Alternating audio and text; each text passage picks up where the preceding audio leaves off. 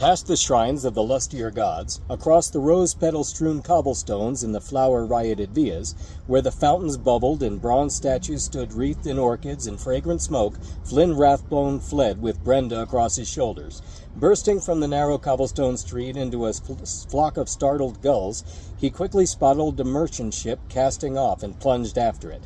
The planks of the dock were slippery with their slimy coating of salt and gull poop, but he pressed on, and with a tigerish leap he cleared the widening gap over the oily harbor water and landed on the stern of the good ship Lucky Pierre.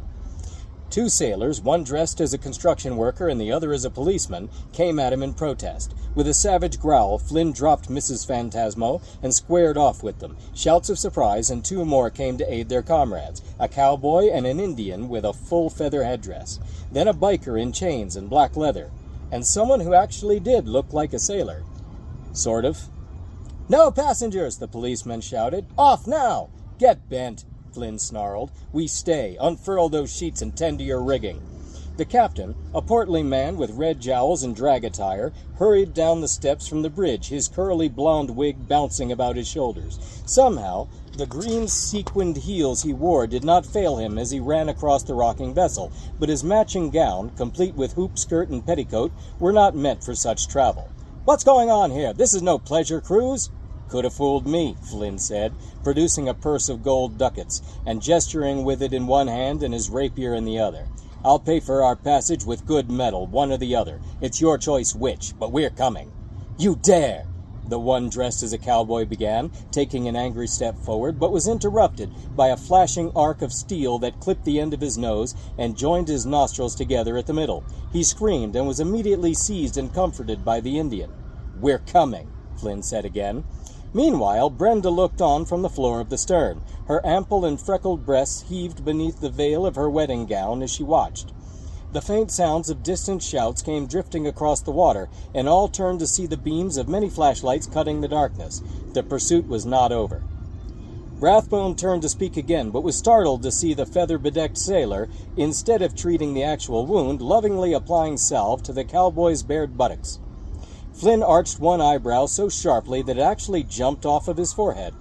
The captain, though unconvincing as a woman, was not a stupid man. He immediately deduced the situation and ordered his sailors to reverse course.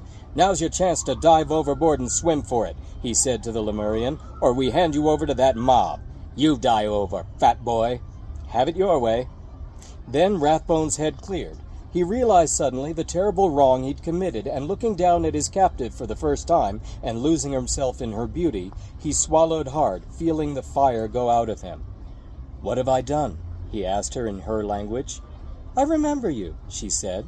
"What have you done?" "I learned your language just so I could speak to you. Every waking moment I've spent perfecting myself so I could come sweep you off your feet. And you are married." "Yes, well, that too." "And you swept me off my feet." "I did?" "Well, duh! You kidnapped me from my wedding!" "Oh, you meant literally." "Mm-hmm. Are you rich?" "Come again?" "Are you rich? What do you have to offer me that would take my heart away from my husband, who is rich? And human, let's not forget that too." I was rich before I went to Delcartes to learn your language." "Not good enough. Yes, I kind of like that whole caveman thing you just pulled, but no. Bugger off." And Flynn Rathbone's heart broke as she withered him with her eyes. He shrunk in upon himself, dizzy again and hollow. He felt the eyes of that strange crew as well, and their collective gaze so magnified his shame that he did just what the cross-dressing captain suggested.